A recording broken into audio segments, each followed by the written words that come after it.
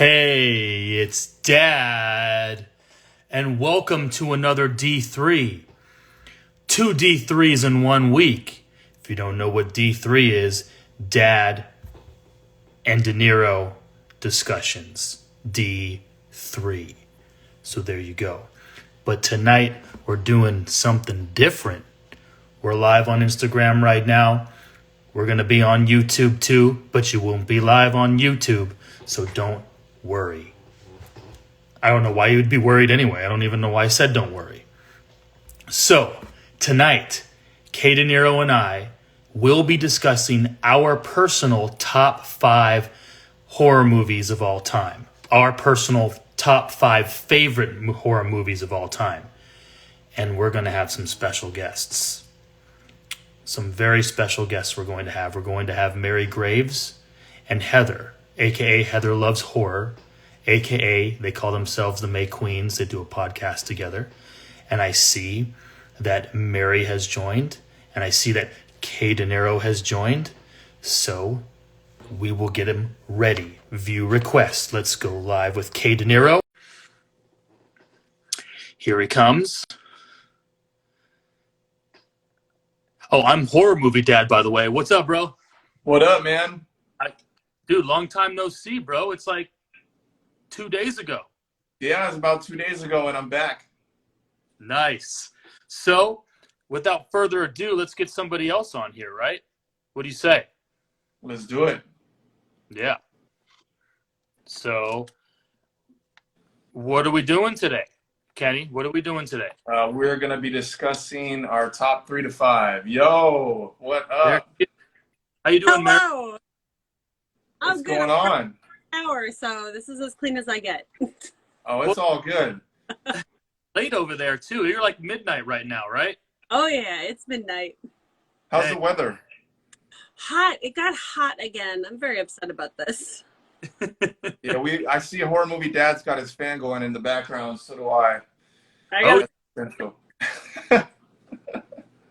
Yeah, it wasn't too bad today for us over here. So, but we appreciate you joining us, Mary, even though it's late and everyone has work tomorrow. Yeah, we appreciate that very much. Wouldn't miss it for the world. All right. Yeah. So, also, Heather, your buddy Heather Loves Horror will be joining us as well shortly, and we're going to be talking our top 5 favorite horror movies, and we'll compare and contrast, and we'll just bullshit about that. So that's the deal. Yeah. I think it's a great idea because, like, when I was looking through the movies that I wanted to pick, it's so hard to go, even down to 5. Like 3 is like totally, like, I don't know, 3 is like really hard. So I feel like 5 was a little bit more easier, but I do have a lot of runners up. Is that the word? Yeah, runners up. Yeah. Yeah. I don't know, dude. It was hard, dude. Like, I kept adding a movie and I was like, wait a second. No, I'm going to bump this one down. And I almost felt like I was drafting players in like the NFL. Like, which guy am I going to draft for my team, Right. Yeah, but it was tough, man. But I have a list and it's pretty solid right now. Okay. And there we have it. Heather, how you doing, Heather? Fine. How are y'all doing? We're good. Good. Good. Good. Miss you. I miss you too. For those who don't know, the podcast has been on a little bit of a hiatus, but we're making plans on getting back together and recording stuff, maybe recording ahead of time and taking a couple extra weeks before we actually start posting stuff. So that way we could just keep on posting. But lots of life changes, lots of life stuff going on here. So we want to make sure that when we come back, we can come back. There we go. So we have all 4 of us, no technical difficulties. This is great. This is awesome. Yes. So one more time, I think since we're all here, I think we all should introduce ourselves. So I'll go first, and then we can have one of the ladies go, and then we'll just go from there. So I am Horror Movie Dad, and that's who I am. That's not my real name is Josh, and I'm a dad. So I have a YouTube channel where it's called Dad Watches Horror Movies. and I do this. I'm just a horror addict, horror fanatic, and that's all. So let's have, I guess, Mary, go ahead and introduce yourself. All right, my name is Maire Graves, and well, the Mary part is actually my name. Graves part I made up, but it just sounded good together. I am one half of the May Queens podcast, and I have been doing horror stuff since, God, I think 2019, but I've been a lifelong horror fan. If you go to my YouTube channel, just Graves. Oh, actually, I just got a unique URL on YouTube. So now it's like youtube.com/C for creative or custom or something /Mary Graves. That's Maire Graves on my YouTube channel. I'm so happy I have a shortened URL now. But I for 100 subscribers, right? Because once you get 100 subscribers, you can make your own URL, right? Is that? I didn't know that was why. I thought you did custom to like 1,000 subscribers, but cool. Yeah. Okay. Yeah. Congratulations. Congratulations. Thank you. I do this thing called Terror Tuesdays every Tuesday where I just put out like the movie of the week. It used to be just kind of me watching it and then just like shooting off my mouth, but now it's become a full-on reaction. I just post a shortened version of my reaction on both IGTV and YouTube. So, and then on top of that, I do quote games for horror movie stuff, and I have horror shorts in the making, and I have one horror short on my YouTube channel right now that you can go watch. And my horror hymns, I will eventually be getting back to. I even bought a better mic to do the recording. Oh, nice. Okay. I'm excited. Very nice. Dinero knows Oh, yeah. Oh. What do you know about mics? Oh, I have a microphone too right here. This is my mic. The nice, I think just Genesis, like 500 or something. I forget. My brother got it for me for my birthday like 10 years ago, but it still works. And so, you know, I use it all the time for recording. So I understand how it feels to get a brand new mic. It's amazing. It's a lot of fun. It is, yes. All right, bye. Me. Cool. So, Heather, let us know who you are, what you do. I'm Heather, and I do horror stuff. I don't know. I'm Heather Horror, the half of the May Queens, and all of the Heather Loves Horror. So that's me. Hi. How you doing? And we got, without further ado, Dinero, aka Kenny. Let us know who you are, bro. My name is Kenny, and I'm also known as Dinero. If anyone out there has Spotify or iTunes Music, you can go ahead and stream my music. It's K_Dinero. And I also am a co-host with the one and only Horror Movie Dad. And we started doing this right at the beginning of COVID. Josh started the Dad Watches Horror Movies when he did, what was your first one that you did? The ones with the sack face guy. What was that from? The Strangers. The Strangers 2. It was the second Strangers. Yeah. And you started it, and you know, you created this movement that you had, and then you wanted to do the D3, and boom, there you have it. It's history, and we're here talking to both of you, and it's awesome. And we get to just, you know, explain or talk about what our favorite horror movies are, which I can't wait to do because it's always a fun topic. Right. So, without further ado, now we got the introductions out of the way. We can start talking horror movies. So, we decided to, let's talk about our top 5 or top 3, but we can go with top 5 for right now.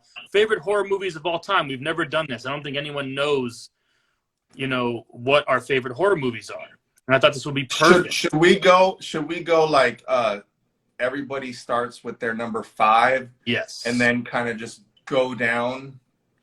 Yes. Okay. All right. That's a good. Okay. So, I think we should do that. And I'm going to ask all three of you too, because in my list, I have 2 movies in my top 5 list that could be questionable of being horror movies or not. A lot of people like to argue, you know, what's a horror movie and what isn't a horror movie.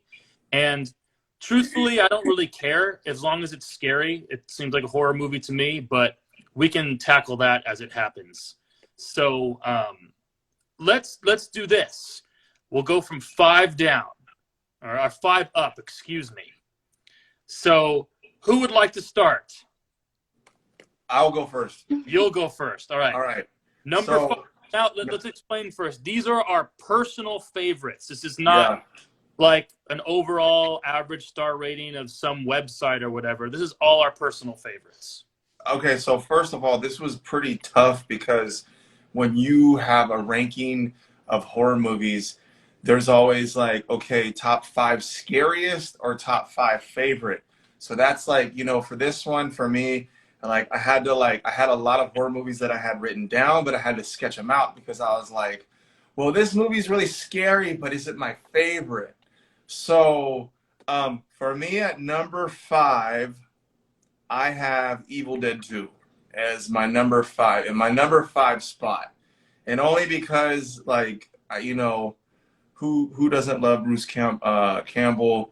He's the man. I mean, you know, the movie is basically the same movie as the second movie or the first movie, but with a better budget. I really do really like Army of Darkness, but after watching Evil Dead 2 after Army of Darkness, I don't know. It's funny, I watched Army of Darkness first before Evil Dead 1 and 2, which is crazy. So I watched that one first as a kid in the 90s. And I don't know, man. Evil Dead 2 is just one of my favorite horror movies. I love the acting. I love how it's funny. I love the practical effects. And it just, they nailed it. So that is my number 5. And that's what I'm sticking to. I think I had the same experience where I saw Army of Darkness as a kid, and then later on as an adult, I got to see Evil Dead 1. Yeah. I have a really good experience, and the funny thing is, the first time I ever watched Evil Dead 2 was actually with this guy right here. We rented it from our local video store, a VHS tape called Captain Video. I remember we rented it and we watched it for the first time, and that was it. Right then and there, we knew that this was something new and fresh, and it was different at the time because it was slapstick type horror, and I think they covered it the best. Sam Raimi. Yes. All right, so you know what, Kenny? You said Evil Dead 2 was your number 5, right? That's my number 5 spot. Because the funny thing is, that's my number 5 as well. No way! Stop playing. No, I'm serious. I'm serious. Okay, all right, okay. Well, okay. That's crazy. I don't think. You know what? Hold on. I just want to say this. Like, how crazy would it be if we have more movies because we don't know. We didn't go through these movies ourselves, so I think it's going to be interesting to see what other movies we have in the same spot. Right. I swear we did not talk beforehand. So, I guess Heather, what do you got? Any thoughts on Evil Dead 2, or you want to throw out your number 5 for us and talk about it? I love Evil Dead 2. I guess my number 5 would be My Bloody Valentine. Okay. Nice. The remake? Or the original? I love the remake too, though, but I still gotta go with the original. Right. Nice. Old school. Love it. Yeah. That's always a good one to watch around Valentine's Day, of course. It's always one that I actually watch in February, so you just have to. Right. I just rewatched the original this last Valentine's Day, and first time I watched it, I don't know, I must have just not been in the mood for it because I didn't like it. But upon rewatch, it was actually, I think people don't give enough credit for how good of a slasher movie it actually is. Right. It's actually pretty underrated, for sure. Yeah. So personally, I wasn't a big fan of the remake, but I did like the original. So I am given a thumbs up for the choice for sure because it is a good horror movie. I actually have never seen the original, so I'm going to put that on my to-do list. Okay. Have you seen the remake? I did see the remake, yes. Okay. Nice. So I didn't hate the. I like Jensen Ackles, so. Yeah. Oh, we have some people saying it was a great choice too. So there we go. So as long as the people watching agree too, we can all be happy about it. Hold on, Josh. Okay? Read the comments. So, Evil Dead 2 is a masterpiece. That is true. My little, what is that? I can't read the name. But somebody says that The Exorcist 3 Legion is their number 5. Oh, Exorcist 3, huh? I'm glad you didn't say Exorcist 2 because that was a pile of garbage. Oh, The Heretic? Yeah. Yeah, wasn't that. I mean, how can you follow up? They should have never even made any movies after that because like you can never top that ever. It was so good. It was so scary. Like you can never top it. Period. Nope. All right. So having little buffering issues here with Heather, but it's okay. We got Mary's number 5. What you got here for us, Mary? And hopefully Heather can hear us. I don't know what's going on, but I think she'll understand why my number 5 is my number 5. Uh-huh. Did you guys watch Joe Bob at all this last season? I did not watch Joe Bob this last season. I watched the one before though. So okay. Yeah. Because he showed what my number 5 movie is, and it's a movie I grew up on. It's called Spookies. Okay. And yes, have you heard of this movie? I have not. I have heard of Spookies, but I have not watched it. It's on my watch list actually, but yes, I have heard of it. Well, because Joe Bob showed it this last season, it's now available on Shudder, and there's a Blu-ray available you can get on Amazon. So I bought that after I found that it was out there. It's basically a movie about this like mansion, almost like a plantation type mansion with a huge cemetery in front of it, and these like 2 or 3 carloads of 20 somethings and one guy who's probably in his 40s or 50s pull up to this cemetery house, kind of break in because they're lost and they have no idea how to get where they go. It's the 80s, so there's no GPS and no internet. Pretty sure the internet was 90s, right? There was no internet in the 80s at all. And there's this guy who's like the owner of the house, the haunted house, and he's basically sacrificing these guys off to bring his love of his life back to life. It's so there's like they took 2 different movies and they put it together, and it's just a shit show of horror things. There's like farting zombie monster. Here we go. I mean, who doesn't like that? It's like the gift that keeps on giving. A giant spike. The 80s effects are just phenomenal. But I grew up with this movie because my mom taped it off the cable when I was a kid, and I would show it to all my friends when they'd come over and have sleepovers. So this was like, I'm not sure it's the first horror movie I ever watched, but it was definitely one. So and did you tape it? Did you tape it on VHS and then rewatch it on VHS?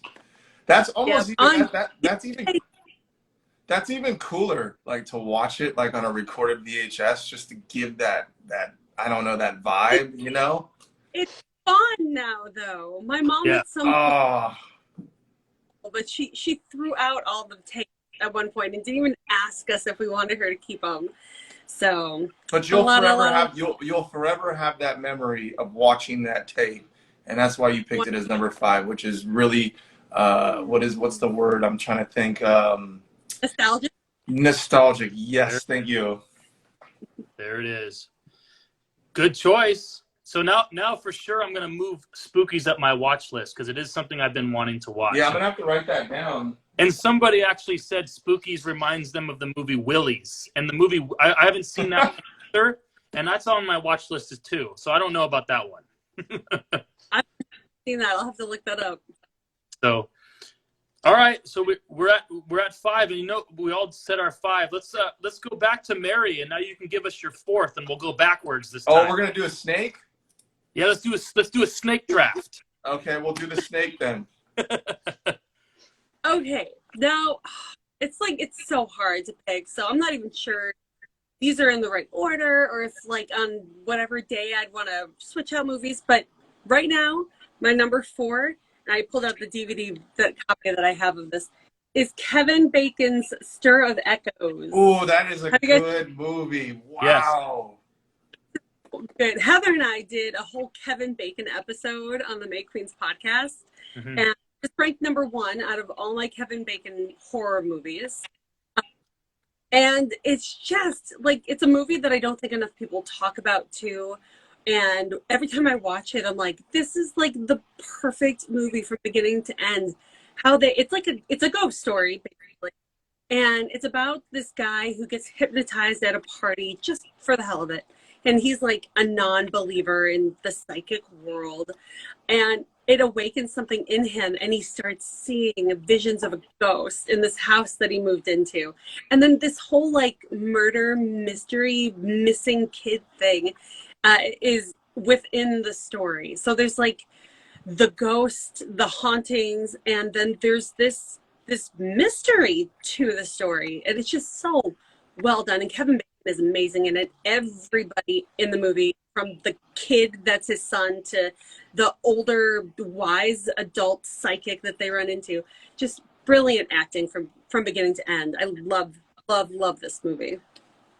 It is a great movie. I was a big Kevin Bacon fan because one of my favorite movies of his is Tremors, and after I watched Tremors, it was more of whatever Kevin Bacon's in, I'm watching it. Which is a classic, Tremors. It's a classic. It was hard.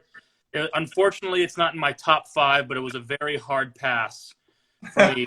That's an honorable mention for sure, but Stir of Echoes is great. I remember watching it right when it first came out, and I watched it recently, actually, too. Which is Isn't it on Tubi, or what streaming service is it on, Josh? I watched it on some streaming service, and to tell you the truth, I don't remember which one. I thought I remember seeing it on like Pluto or Tubi, or I recently saw it on something. I'm definitely watching that again for sure. That's a good one. Good choice. Yeah, I like that. Wow, that was like from left field, and I was like, okay, I'm gonna have to check that out. Ready? Favorite Kevin Bacon moment? Can everyone name one? Anything where he's shirtless. Is it horror? Does it have to? Does it involve a swimming pool? Wild Things? Yeah. Yep. Mine's probably wild. Maybe that's Kevin Bacon's proudest moment as an actor. Right. Oh my God. So, Josh, what is your favorite Kevin Bacon moment?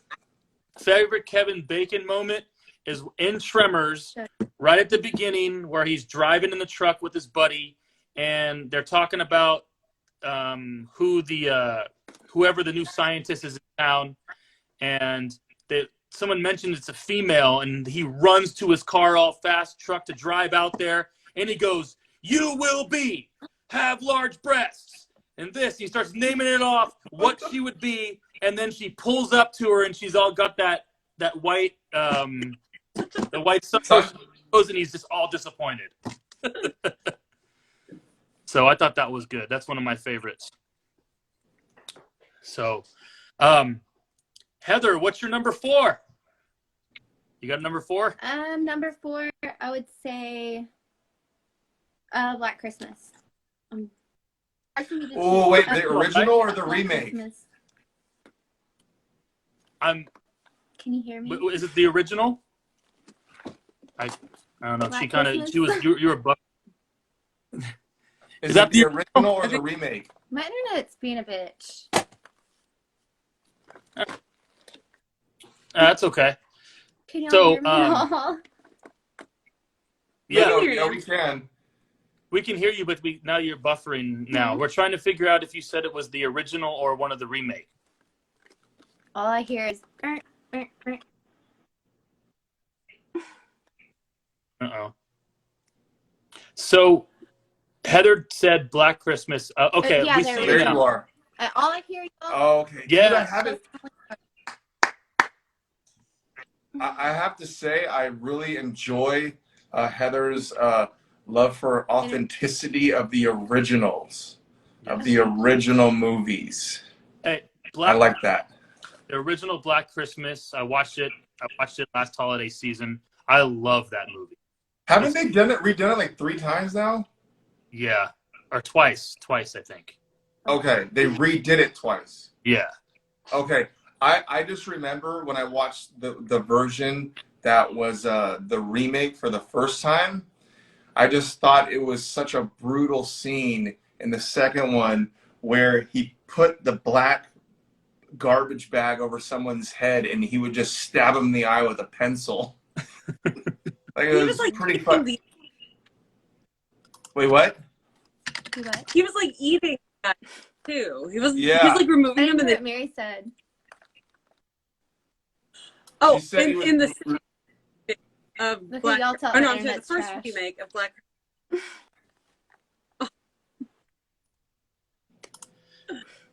But yeah, that's so gross. But I didn't hate that remake, but the original has John Saxon in it. Mm-hmm. Yes, it does, and Margot Kidder. Margot. Who is that, Josh? That's the original Lois from Superman. Oh wow. She cracks me up in this movie because she's shit-faced drunk the entire movie. Wasn't she in the first Indiana Jones? No, that's a different. Is that this? No, that's a different actress. Oh, Different okay. actor. Very Very similar. similar. Yeah, I don't know. I thought they were both the same actress. Yeah, it was not. I think Black Christmas is probably maybe my second favorite or third favorite 1970s horror movie. I love it. Dude, I really like the vintage original authenticity. Like I didn't even think of that. Like when I was going through the movies, like did you hear that? I did hear that. When you got ghosts again? Last time we went on a D3, this guy had a ghost knock down his picture. Jesus fucking Christ, dude. We did see him get tossed across the room. Right. Paranormal. It wasn't Friday, but it was our D3 before that. We're talking about the curse of La Llorona. And Kenny was talking shit about La Llorona, and then let me check my backyard real quick. Sorry. Okay, this guy wants to make sure. He was talking about La Llorona or whatever, and all of a sudden a picture frame fell in his hallway, and we heard it all, and it was pretty good. It was pretty good. So see, watch that. Still have to watch Annabelle Comes Home and Curse of La Llorona. I did watch the new Conjuring though, because that was free. So yeah, I decided to, before watching the latest Conjuring, I decided to watch all the Conjuring universe movies in chronological order, just because I just wanted to do it. And the worst one out of all of them is probably the Curse of La Llorona. So it's not that. So, and that was the reason Kenny was getting all mad about it. And then a picture frame fell in his house, and so we're like, dude, La Llorona's coming to get you. So. No, everything's cool. I don't know what that sound was pretty fucking loud though, dude. Are you scared? No. All right, Kenny. So I love Heather. I love Black Christmas. Great choice. Yeah, great choice. Yeah, Kenny, let's go with your 4. I thought it goes you then me. Is it me now? Okay. Yeah. My number 4. So, okay, this one was tough to choose for me. My top 3 have been easy for me for a long time because I've always known what my top 3 movies are, but 4 and 5 are rough. But with number 4, and a lot of people might argue with me that this is more of a sci-fi than a horror movie, but number 4 for me is Aliens. So the second Aliens is number 4. James And Cameron? so not Alien, Aliens. Yes, James Cameron. What'd you say, Heather? I'm sorry. Is that Heather or Mary said something? Mary said something. Oh, Oh, it is James Cameron. Yeah, James Yeah. Cameron's for Aliens. yes. So, and Bill Paxton. That is my favorite appearance by Bill Paxton ever. Is in Rest that. in peace. Rest in peace. Yes. I'll drink to that. Mm-hmm. So, and my favorite. Oh, Yeah. jacked up again, but we heard that. So, and my favorite, Sigourney Weaver is my favorite female lead actress of all time. So this also helps the movie as well. So, but this is the movie when I was a kid that scared me the most. It's the movie my dad put me on his lap and was like, "We're watching Aliens," and this was my first memory of actually being really scared, and it was the chest bursting out of that one colonist who was hanging in the rafters, and she was all slimy and gross, and the xenomorph comes out of her chest. That freaked me out. I had nightmares for weeks because of that when I was a kid. Dude, and they made that scene in 1986. Yeah. Or 85 maybe. Like, and still to this day when you watch it, it's so fucking real. I wanna add on to what you said, Horror Movie Dad. I went to my parents' house 2 days ago, right? And I ended up watching the Tomorrow War. Mm-hmm. And I was watching it and I was like, yeah, whatever, this is cool, I guess. Because, you know, I'm so sick and tired of fucking CGI bullshit. Because we all know practical effects is way better. And nobody wants to see fucking CGI blood. Because that shit just does not work. But I was telling what's that? Hold on. Guitar Bic. Yeah, man. It's my favorite. Game over, man. We lose. Game over. Sorry, go ahead, Ken. Dude, yeah, game over, man. So I was talking to my mom, and I was having a moment with my mom, and I'm like, you know what, Mom, I'm all even like, because I watched the Tomorrow War, and it's about these people who are veterans, and they send them in the future as like basically like Rangers or Army guys, and I was like, you know what, dude, Aliens was made fucking so many years ago, and still to this day, no one has ever nailed a sci-fi / horror movie with Marines in space like the way James Cameron did it. Because he had such a, like, first off, they had those fucking crazy chain guns that, you know, I've never seen that type of gun. They had the one female there that was fucking don't fuck, like, she was like, I wouldn't even, like, if like she asked me like if I was drinking something, she's all, let me get your drink. I'm like, hey, you can have my drink. Just I don't want any problems. I don't want no problems. But he created like the core group of Marines that were just like, these are badass motherfuckers. Like they all probably had the wallet Samuel L. Jackson had in Pulp Fiction.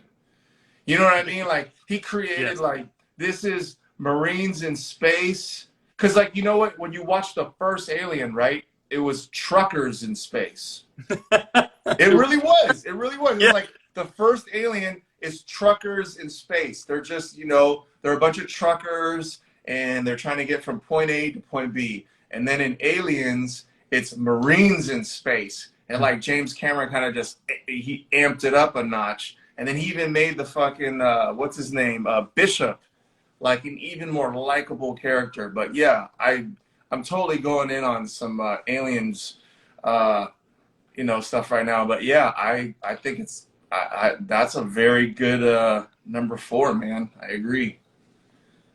Thank you. Any thoughts, Mary or Heather, on Aliens? One, get away from her, bitch. Yeah. Yes. Yes. The scene where she's getting Newt back from the queen alien, and she has the flamethrower, and she's flamethrowing in the air, threatening the queen, and they're walking away, and one of the eggs starts to hatch, and you just see her go like, and then she just blasts them all with the fire. Yeah. Face. Sigourney Weaver is just phenomenal in that movie. Badass. She's my hero. Yeah, she's badass. Also, this is skipping ahead just a little bit because I know we have one more number 4 to get to, right? Yes. Yes. But Aliens is my number 3. Woo! Yeah. Hey, you know what? I'm like super afraid of heights, but if I was in an air, like in a spaceship, and Sigourney Weaver told me to just fucking jump off the plane and don't worry, you're gonna be all right, I probably would jump off the plane just because she told me to. Dude, she's the best badass chick in any movie, and my hands down, for me at least. That's my opinion. Hey man, like, hey, dude, do you remember the one scene in Aliens when Newt is in the water and the fucking alien comes up out of the water, and it's like one of those iconic scenes where it's just like, it's not CGI, it's practical effects, and like the way that James Cameron did it is just, I don't think you could ever. Right. Man, God bless that guy, because you will never see a movie where some alien or horror movie or horror protagonist or whatever, comes out the water, and he did it. He nailed it.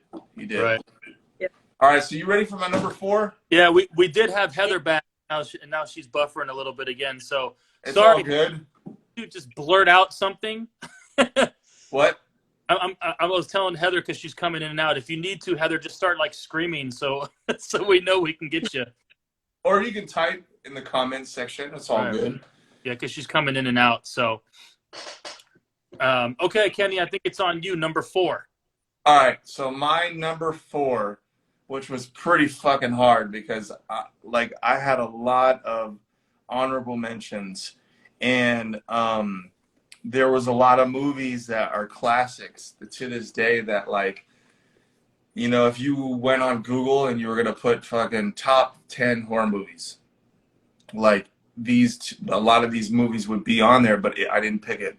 So for me, I'm going to say High Tension at number 4, because of the violence and the gore and the practical effects in that movie were just beyond anything I've ever seen before. And it seemed like when I was watching it, everything was always, it wasn't in slow motion where they slowed everything down with the camera, but it just was like the kills were super slow in real life. And Alexandra Aja, is that what his name is? He made sure that, like, when somebody got whacked, like, dude, you're gonna see every single portion of their body part get sawed off or mangled or whatever.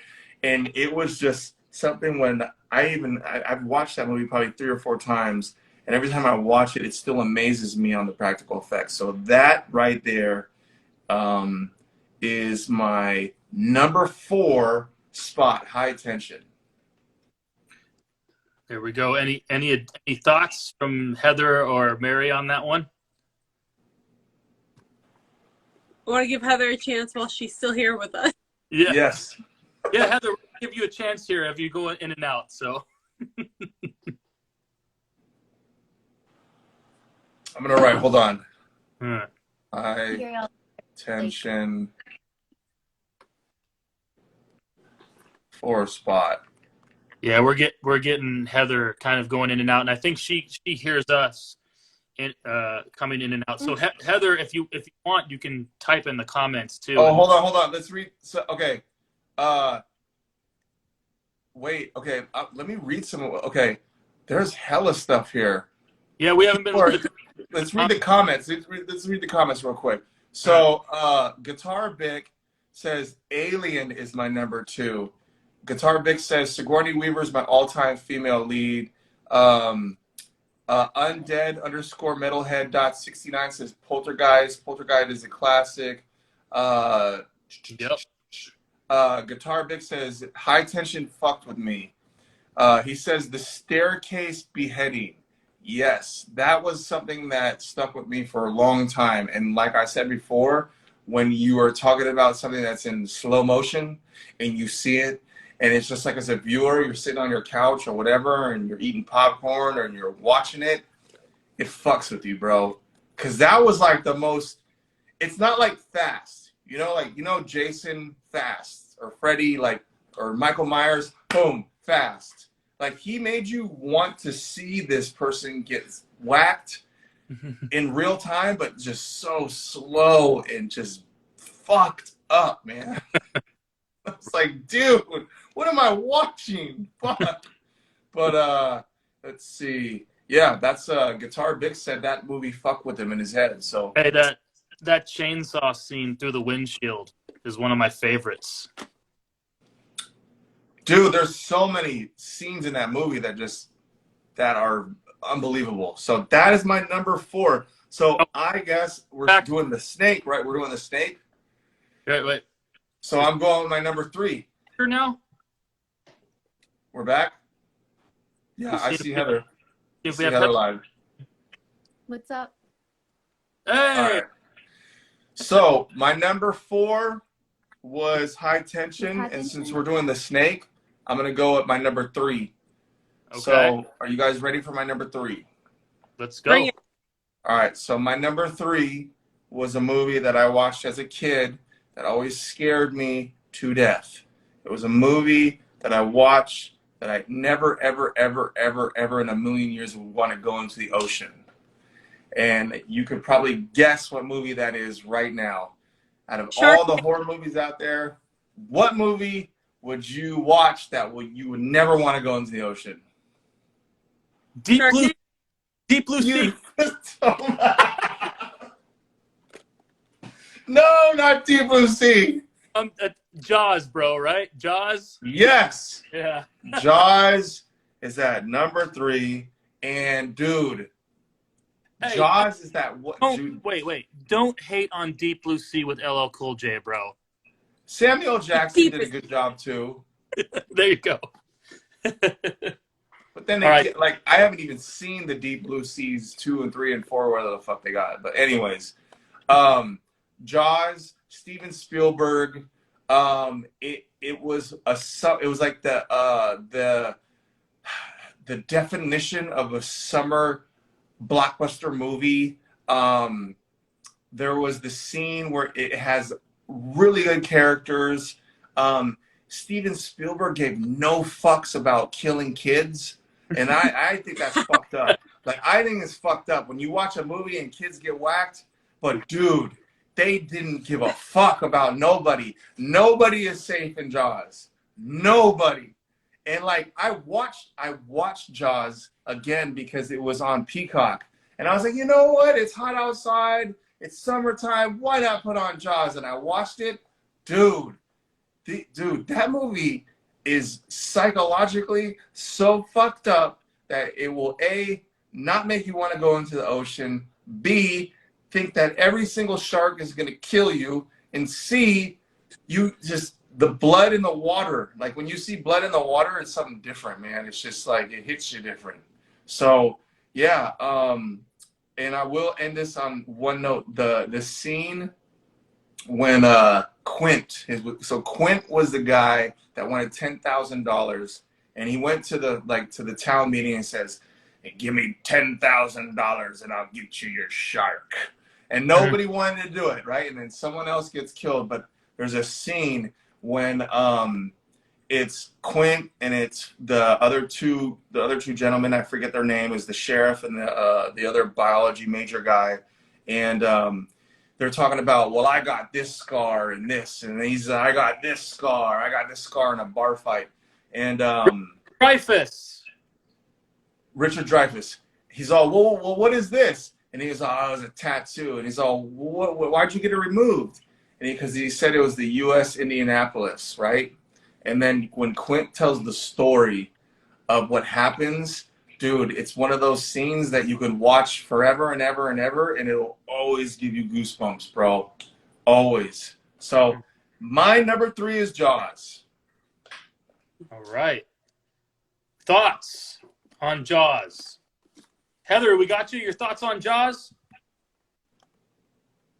Buffering. It's all good. No worries, Heather. Your presence is good enough. Wait, hold on. Let's see, hold on. Dude, okay, so Jack Death 1969 says the reason I don't know how to swim. Guitar Big says I Chief. Guitar Big says like doll's eyes. Oh, that's the part when the shark takes the bite into you and his eyes roll back, and they're black at first, and then when their eyes roll back, all you see is white. One of the greatest dialogue movie moments where they're drunk on a boat talking about their scars. Yeah. Quint Chief Brody. Yeah, man. It was definitely one of those scenes, man. Maire, any thoughts on Jaws? I love the movie. I also have a great photo of my mom. We went to Mexico, and we went on this beach in Mexico, and she decided to imitate the girl at the beginning of Jaws. No way. That's so awesome. Yeah. So you can see most of her above the water, but she's going like this and like this. Oh my God. But I have this like almost PTSD now when I hear Jaws, because Pillar Thriller, who might be watching us right now actually, they did this like bracket challenge of horror movies a while back, which was so much fun because I got to participate in some of the reveals of the winners in the brackets. And one of the challenges was Jaws versus Jurassic Park. And I love Jurassic Park over Jaws because I grew up on that movie. And frankly, I think it's the better Spielberg, but that's me.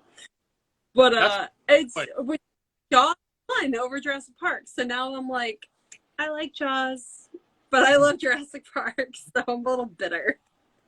That's a bittersweet. That's a very hard choice to make. Jaws or Jurassic Park. I've never even got. I mean, just try to compare. Like if you did the epic scores, they have those iconic sounds. Mm-hmm. Oh, Heather's back. Heather, thoughts on Jaws? Love it. Yes. Yeah. We got her.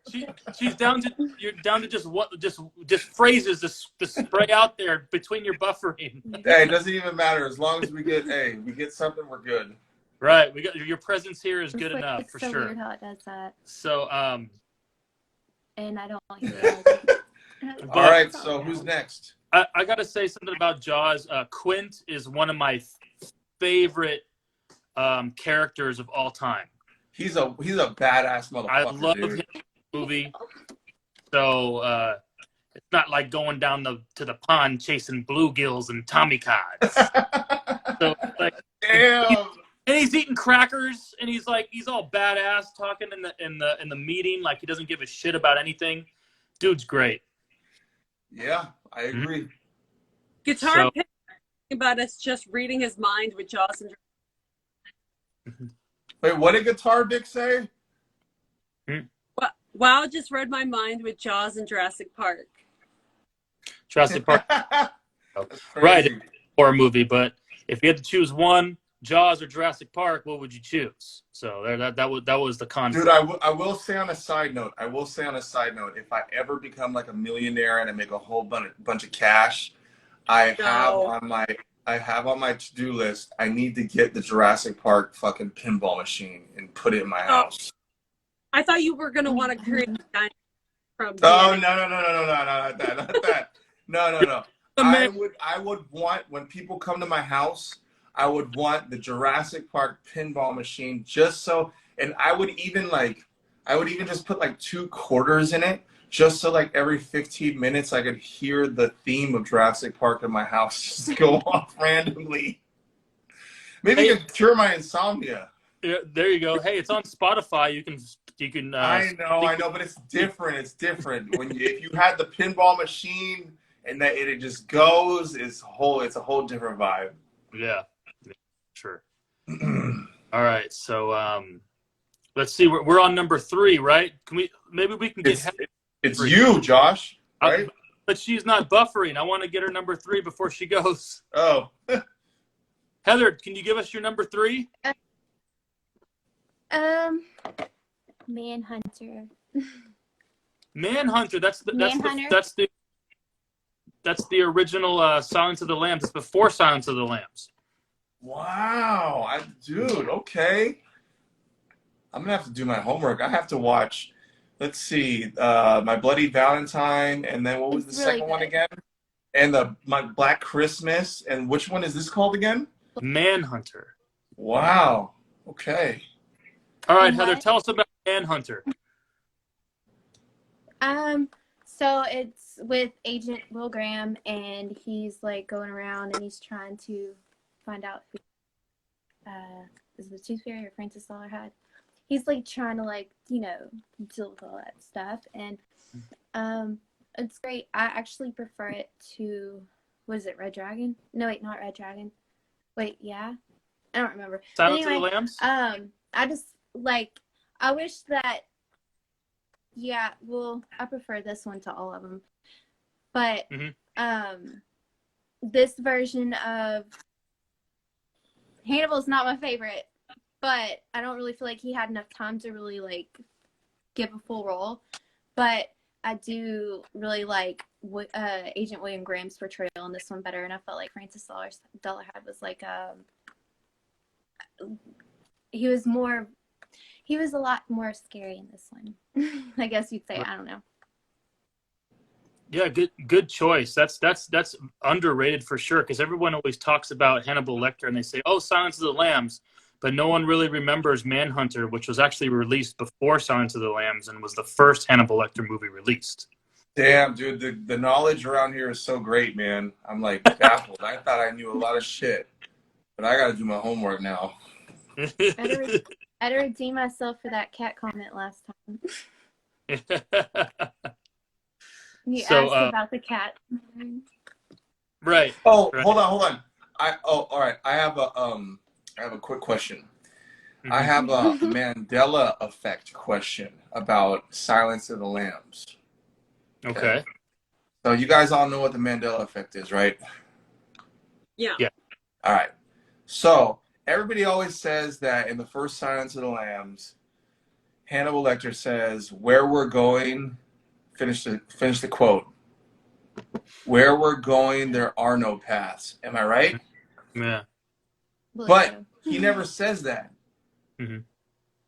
That's what trips me out, because I always thought he said that. But somebody made a really good case saying that he says something completely different, or he doesn't even say it at all. So after, when we're done, doing this really dope IG Live, maybe we can do some research on it. But I heard that he never says that. But for me, in my mind, I always thought he said that to Jodie Foster. Yeah, now I'm gonna have to like rewatch the whole series now. I know, right? But like, it's like one of those things where you like think that he said that. He's all, "Where we're going, there are no paths," or something. Am I right, or am I tripping? You know what? Whenever I hear that, right when you said where we're going, I don't think of Hannibal at all. Back to the Future.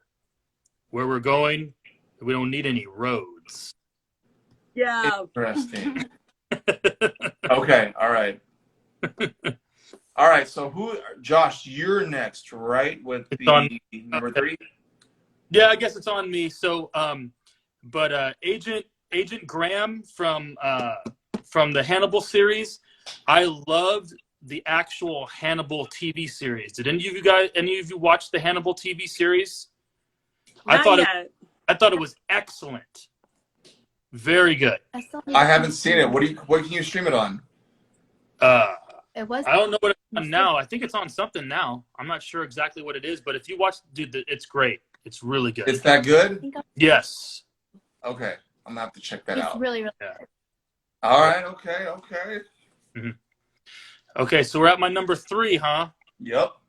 So, without further ado, number 3 for me is right here. Boy. This is number 3. Oh, wow. So I wish I had a shirt of my number 1 favorite movie, but I only have it as my number 3, so that's what I wore.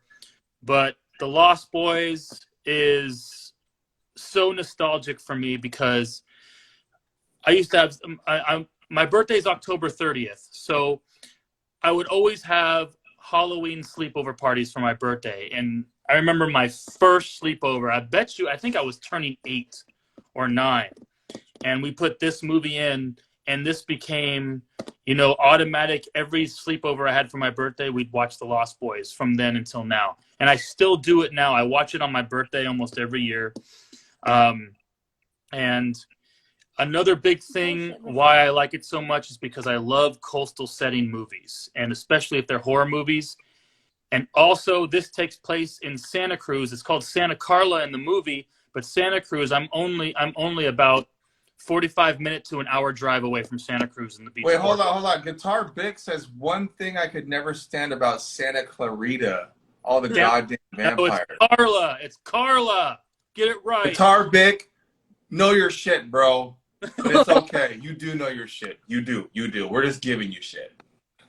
So, but I love the Santa Cruz Beach Boardwalk, and Santa Cruz is filled with a lot of weird people out there too. So that people are strange. Wait, hold on. Guitar Bic says Santa Clarita. No, it's not. He's completely wrong. So, anyway, it's Santa Carla. Oh, he says a town actually an hour outside of LA. No, No, it's Santa Carla. Santa Carla. They do Santa Cruz. Santa Cruz. Is he talking about filmed? It was filmed. It was filmed. It was filmed in Santa Cruz, but they didn't use the name Santa Cruz. They used the name Santa Carla. So, but anyway, the people are strange at the beginning of the movie. It's so true because if you drive through Santa Cruz, you see all those people that were there are actually residents of Santa Cruz at the time. So, but one of my favorite horror portrayals of all time is Kiefer Sutherland as David, and I thought he did an excellent job.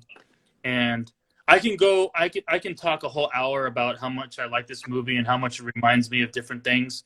So, but I'm not going to do that, and I'm just going to say that. What do you think would happen? And it's my favorite vampire movie, and we'll go from there. What do you think would happen if Kiefer Sutherland's character in Stand By Me and Kiefer Sutherland's character in The Lost Boys both met each other and they got into a fight? Who would win? David, all day. Depends, day or night. Yes. But you couldn't use any special powers, just human powers. David all night, not all day. All right, okay. Josh, what is the name of the famous saxophone song from The Lost Boys? The name of the actual song itself? There was a saxophone song. Well, yeah, I know the song. I Still Believe. By?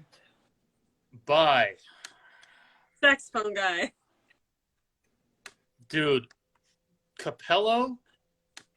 And there was also another song by... It's cover. It's an actual cover song. He was not the originator. The guy who played the saxophone in the movie did not... He covered the song. So the song was created before. Ah, good knowledge. And then what about... What was the name of the song where the kids go, "Thou shalt not cry"? You know what I'm talking about, right? Yeah, keep going, though. Keep singing it. It goes, "Thou shalt not cry." Yeah, I know what you mean. I want you to sing it, bro. I know, that's all I know. That's all I remember. But it was a very famous, it's like, I think of Lost Boys and I hear that song in my head. And the saxophone song. Yeah. Is it called remember, Cry Little the Sister? guy, wasn't the... Is it covered by who, Mary? No, I mean, the song he's talking about, is it called Cry Little Sister? Yes. Yes, it is. Yes, Good knowledge. Yes. Damn. So, but yes, that soundtrack is great. I love the Frog Brothers. I can go on forever. So I'm gonna take a step back and let's hear all your opinions about the Lost Boys. And anyone just fire away. Oh, love it. Love it. Grew up on it. I have the VHS tape somewhere over there still, and that was one I watched a lot as a kid, for sure. My favorite scene was when they were underneath the train tracks and they're all hanging upside down. And it was his name David, right? Yeah. He convinces, or who was the protagonist in that movie? Michael. Michael.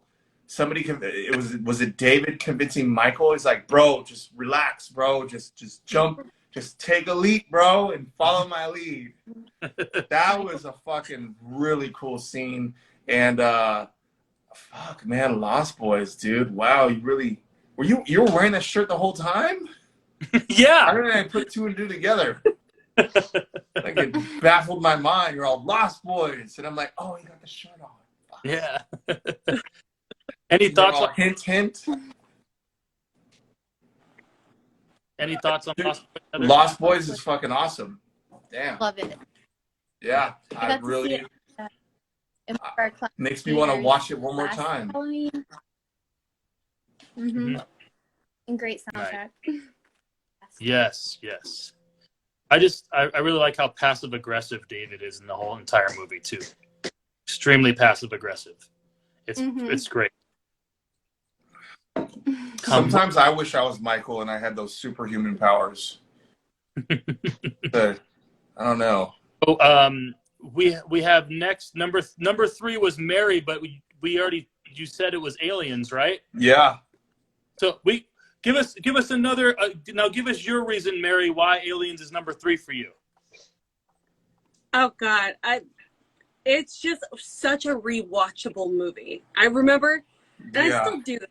I go between, for some reason, Prometheus is the movie I watch a lot, just like in the background or to go to bed to. But Aliens is one of those movies too, where I'm like, I want to watch something scary, but I don't know what I'm in the mood to watch. Like Aliens is a go-to because I know it's going to be incredibly entertaining and like a comforting blanket. So I will fall asleep to it too every once in a while. It's awesome. So good. Nice. Dude, I was so upset. Let me just state, by the way, like Prometheus was good. I really liked Prometheus, but man, I was disappointed with Alien Covenant. I mean, you know, if they actually had the character of Kenny Powers in Alien Covenant, it would have made it a lot better. Because I thought, like, dude, I was like, what are you doing, bro? How do you have Danny McBride in an Alien? Like, you want him serious? And then you have homie fucking from Pineapple Express. 2 guys from Pineapple Express in that fucking movie, and you fucked it up. And I would have rather had if Danny McBride Danny McBride and James Franco like got high with fucking Ridley Scott and just like, yo, bro, this is how you should do the movie. And then I convinced them to record the movie just how they would do it. They got stoned as fuck and they got Doritos and nachos and like they got some cool beers. It would have been way better, but no. Ridley Scott was like, dude, you're gonna be serious, and James Franco, you're gonna die, and like boom, and it's like, fuck. That fucking movie, dude. Backburster? Worst. It's the worst movie in the Alien series, in my opinion. Fucking Backburster? Like that? You have all this money. You have all this fucking money, and you're like, yeah, bro, we're gonna do a Backburster. He's like, hey, we got an idea. He's like, what are you gonna do? We're gonna do a Backburster. It's like, what? It would have been better if it was an ass burster. I am pretty sure James Franco and Danny McBride would have convinced Ridley Scott to do an ass burster. All right, as we go, Man. crazy angle. Apologies. All right, so we all did our number 3s, right? We're all on 2, right? Yeah. All right, so who are we gonna go with number 2 now? I mean, the snake is all fucked up, so maybe we should just go chronicle out. We'll just go with you and me, and then I don't know. So let's we can go back to Heather. Do you want to let us know what your number 2 is? Okay. I'm gonna do a two-way tie on that one because I'm just going to. But so one pick would be When a Stranger Calls, and then the other would be for those who don't. Well, that one's for the people who don't want to watch The Last House on the Left or who hate that movie. So those are my two. Like, if Okay. somebody was watching those, I'd tell them to like swap it out if they wanted. Okay, there you go. So we have a choice with which one we've seen then. And I've only seen one. I've only seen Last House on the Left. So I have not seen. We're doing the original, right? Oh, she's original all the way. I guarantee. Yeah, of course. Of course. I love the originality. I really do. Wow, man. Stranger Calls. I mean, you know what they say, if it ain't broke, don't fix it. Right. So why Last House on the Left and why When a Stranger Calls? Any the reasons? And hear what you said. I heard something about original and remake. Okay, I was saying, why are those two your choices? And any particular reason? Well, When a Stranger Calls because it's just like you have that, the whole babysitter babysitting, and then kind of being scared, and you get the call where you're like, oh, someone's in the house, blah blah, which is also kind of like Black Christmas. But then for Last House on the Left, I would say that, and I would go with the original because the original is more twisted than the remake, and like the remake they went a little soft on it, and they kind of like they allowed one of the villains to be more humanized, and in the first one he's not. He's a piece of shit, so that's why I like that one. I did like at the end. I did like at the end of The Last House on the Left. Was it the one where at the end they microwave the guy's brain? Or am I tripping? Is that another movie? I don't know. Is that a part of the movie? I'm not sure. They like catch the guy. It's like the last guy on The Last House on the Left, right? Mm-hmm. And they might, because the dad's a doctor, right? Remember, the dad's a doctor, and then you don't know what happened to the lead evil guy, and then like they have him strapped on a gurney, and they have a microwave, and they just have his head in the microwave. And just my favorite scene from that movie is the mom gets. Hi. Where the mom gets what? Revenge on like the major dick, yeah. And yes. Yeah.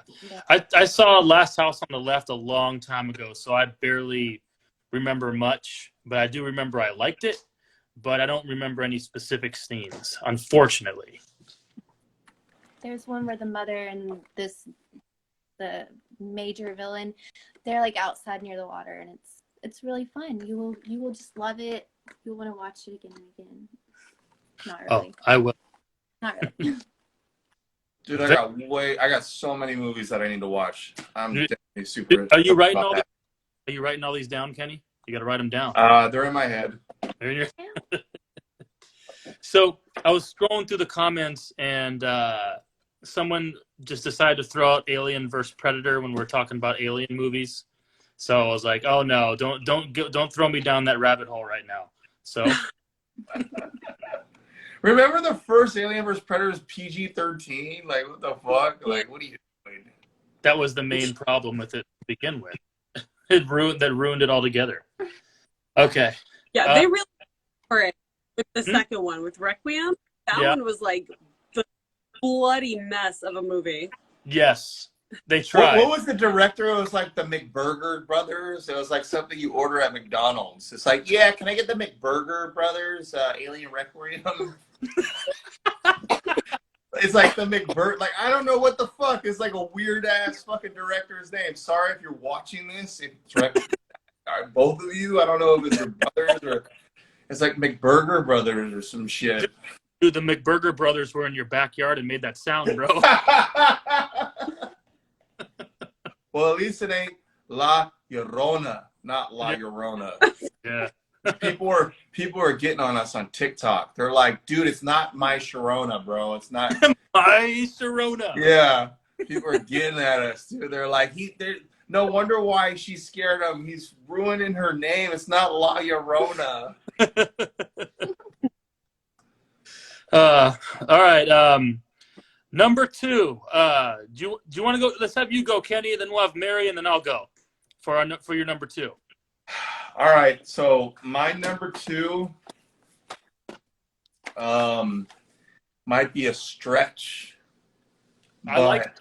My number 2 is definitely it's a newer movie, and I could have picked a lot of movies. I really could have picked a lot of movies. But to me, when I watch a movie that's original, that I've never even had, like, you watch it and you've never seen a concept of it, it's brand new. It's just something that holds on to you, man. I am going to say my number 2 spot for my favorite horror movie at the number 2 position is going to be It Follows. Oh, nice. Yeah, because every time I watch the movie, I still don't know if it's a dream. B, they don't use fucking any type of digital fucking technology except for that really weird clam fucking ebook that the girl had. And there was never any parents. It was this crazy sexually transmitted ghost that just like, it was just one of those movies that it almost reminded me of Goonies. It was like a Goonies horror movie. It's like, there's no parents. It's a bunch of kids or teenagers that like all are trying to get away from the same thing. And it had the best score. It had the best music, man. Like the music still to this day is one of that, like you can't, like we talk about Jurassic Park, right? We talk about Jaws. We talk about, scores for music, for movies. But It Follows is just one of those movies that I could really watch I could watch it over and over again. And I just thought it was really well done. And I really feel that there's never going to be a sequel for it. So that's why I picked it at number 2. And that's my final answer. It's a classic. And yeah, I want to hear what you guys have to say about it. It Follows. Mary, go ahead. Oh, man, when I first heard about this movie, it was like infamous. There's a guy on Cleveland radio here who kept talking about it nonstop. So I bought the Blu-ray before I had even watched it. So I'm like, I have to watch this movie. It had a huge reputation. It lives up to it for sure. Is it the scariest movie to me that I've ever seen? No. But the concept is very well done and very original. And it's just like the ending, like, are they being followed still? I love that. You don't know. And if there's not a sequel, you're never going to know. So. And I love Blood in the Water. Yeah. Oh, yeah. Dude, It Follows was such a surprise to me because around that time of horror movies coming out, it was kind of, in my life at the time, I was kind of like in this horror movie, like negativity stage to where all these new horror movies coming out and I had barely liked any of them. And I was, you know what, I'm just going to watch It Follows. And it surprised the living hell out of me. And excellent movie all around. Great choice, dude. And I love when I was watching It Follows, and I think I said this on our D3 when we talked about it, Kenny, that you're never focused, at least me, I was never focused on what you're supposed to be focusing on, like the main character. I was always looking behind everybody to see if I can see someone standing different or walking in the direction of who's talking. And that's just the cinematography alone in this movie. It does great things, and it's extremely innovative, and it's hard to be innovative in horror nowadays. And this is not even, when was this movie released? Like 2014 or 2015? Yeah, see, it's really hard to be that innovative and that great nowadays in horror. A lot of times you're stealing pieces from different horror movies and making it your own, and they're making them good, but this is just completely original. And I would love to see a sequel, but it's probably not going to happen. Hold on. Taylor Guitar Nick says, shit follows. Okay. Sequel. All right, Taylor Bick. Heather, you see All It right. Follows? Mhm. What do I you did think not of like it? it the first time I watched it, but I went back and watched it because I was in a shitty mood and I watched it, and I really Yeah. liked it. So I think it was a very beautifully like the art scenes in it and everything. You know, cinematography. I liked I it. just thought it was crazy how every car that they drove was in the 70s. Everything was 70s. When you're inside the house, they have fucking they all the phones are rotary phones. You don't see parents. It's like they're watching black and white TVs. Like everything in the movie is almost like a dream. Like when you have a very vivid dream with your friends and you know like you wake up, you're like, "Man, I had a crazy ass nightmare."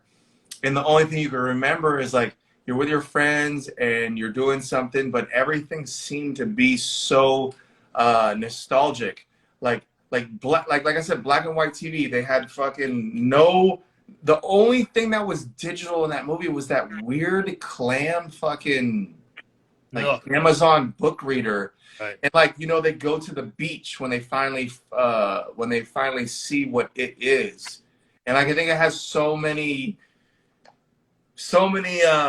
just like scenes that like you have to keep watching it just to get it. But the director, whoever it was, nailed it, and that's like my number two, and that's pretty big. That's a pretty big thing. So yeah, that's my number two, and I'm sticking with it. It was great. It was great. Nice choice. So, Thank you. who do we have? Mary, we have you for number 2. All right. Well, first I want to say with Heather's choices, I haven't seen Last House on the Left yet, either the original or the remake. So at least the original is on my Terror Tuesdays list for some time in the next year that I will be watching that finally. But when it's calls, I have seen, and the first 20 minutes of that movie are just so incredibly well done. So I love that pick. For my number 2, I chose. Sometimes this is my number 1 too, so sometimes my 1 and 2 switch. But it is John Carpenter's The Thing. Remember what I was talking about earlier, Josh? Hmm. How we may have the same number. Yeah. Oh, No, we might see here. The Thing is not on my number 2, by the way, but I will say that, yeah, keep going. I want to hear this Right. because this is interesting. Let's hear it, Mary. Let's hear it. Oh, it's the perfect movie. It's just, you're in the middle of Antarctica, which you like, nobody had done a movie there. Well, okay, except for the original, The Thing from Another World, which this blows that one out of the water, if you ask me. But like, you don't get a lot of horror movies in cold spaces up until that point. It's mostly like in the city or in the country or whatever. And you just feel cold. Like, I watch this movie and I feel cold. You have the best 80s practical effects in like any 80s horror movie ever. They're just, I love listening to documentaries talk about this movie, and they're like, I took my girlfriend to see this at the time and she threw up and yelled at me for taking her to see this. I'm like, I'd go with you to see this movie. This is the perfect. And then on top of that, you have Kurt Russell and Keith David, who are not only just ridiculous in the movie, they're also just 2 really badass characters and so much fun.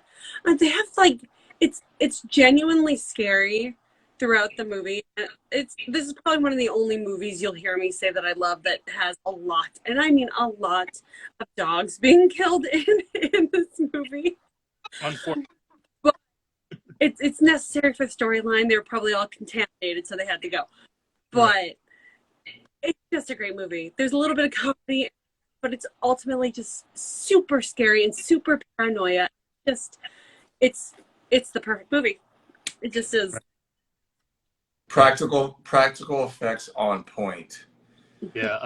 Remember that famous scene where he does the autopsy and he cuts open the belly, and it's that one scene where he He goes ahead and puts his fists in, and then it turns into like teeth, chops off his hands, and then the head comes off, and you see the spider legs come out. And man, dude, this was tough for me.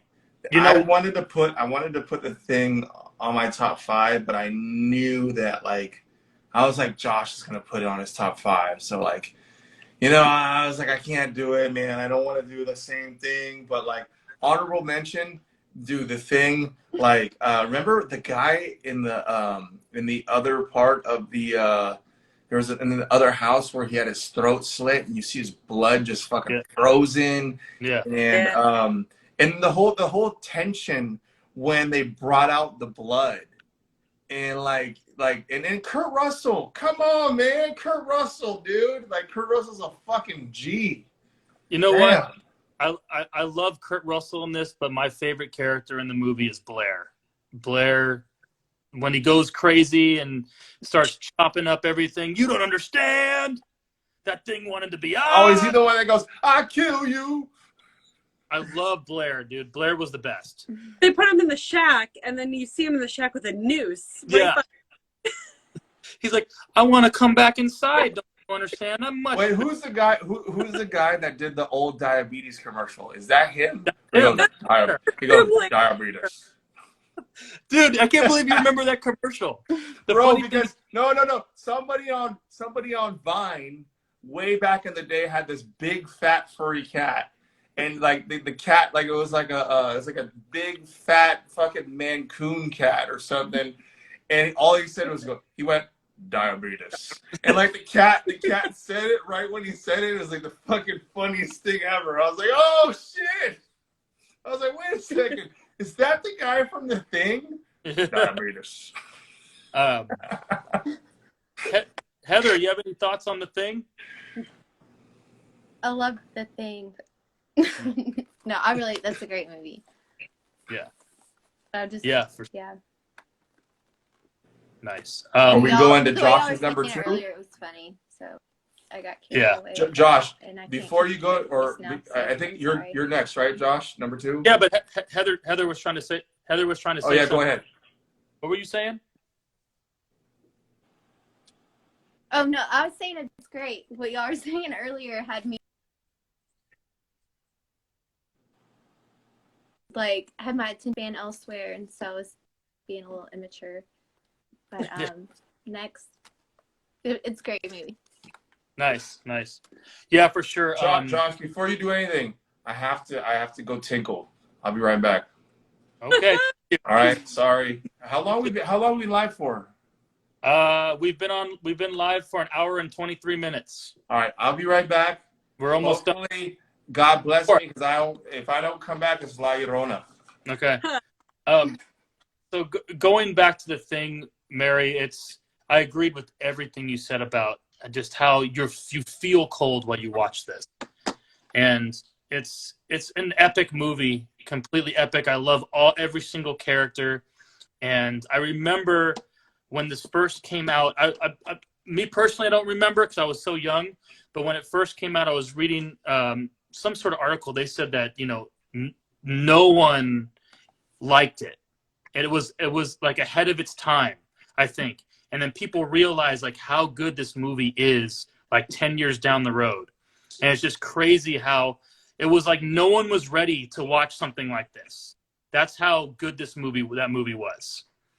Yeah. So, I want to say it was the second season of Eli Roth's History of Horror, which whenever we're on, we have to talk about Eli Roth at least once. right.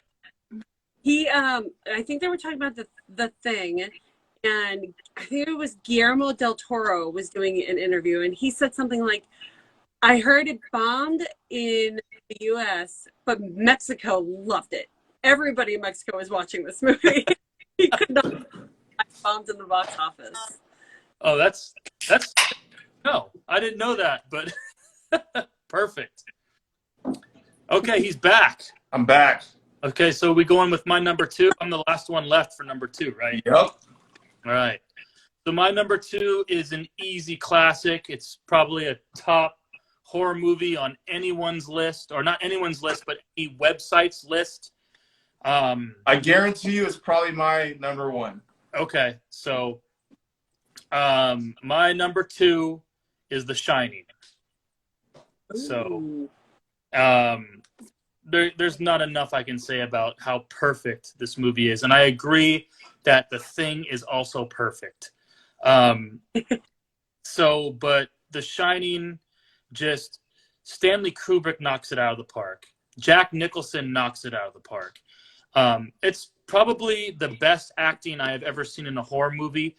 However, it might even be the best acting I've ever seen by Jack Nicholson. And just the ambiance of the Overlook Hotel, the soundtrack, the score going on, and how can you make a movie so good with really only 4 characters?